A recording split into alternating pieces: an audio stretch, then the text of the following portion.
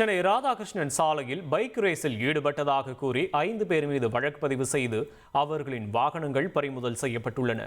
கூடுதல் விவரங்களை செய்தியாளர் சாலமன் வழங்க கேட்போம். சாலமன், வணக்கம். நீங்க விவரங்களை தொடரலாம்.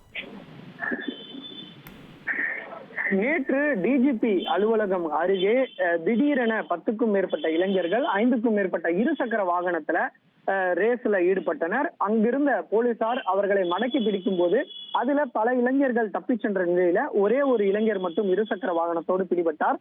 அவரை அழைத்து சென்று மெரினா போலீசார் தீவிரமாக விசாரணை மேற்கொண்டனர். அங்குள்ள வீடியோ காட்சிகளை பறிமுதல் செய்து அவரிடம் தீவிரமாக விசாரணை மேற்கொண்ட போது அவர் சேப்பாக்கம் பகுதியை சேர்ந்த பார்த்திபன் என்பதும் தெரிய வந்திருக்கிறது. அவரை வைத்து யார் யாரெல்லாம் இருக்கிறார்கள் என்பது தொடர்பாக விசாரணை மேற்கொண்டு அதுல மொத்தம் 5 பேரோட வாகனத்தை போலீசார் பறிமுதல் செய்து அதுல இந்த வாகன ரேஸ்ல ஈடுபட்ட 5 பேர் மீது மெரினா போக்குவரத்து புலனாய்வு பிரிவு போலீசார் வழக்கு பதிவு செய்து விசாரணை மேற்கொண்டு வருகின்றனர். இதுல வேறு யாரெல்லாம் இந்த பைக் ரேஸ்ல ஈடுபட்டார்கள் என்பது குறித்தான விசாரணையை போலீசார் தீவிரப்படுத்தி இருக்கிறார்கள்.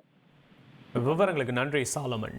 உங்கள் தந்திவன் தொலைக்காட்சியில் அரசி தினமும் பிற்பகல் 2 மணிக்கு காண தவறாதீர்கள்.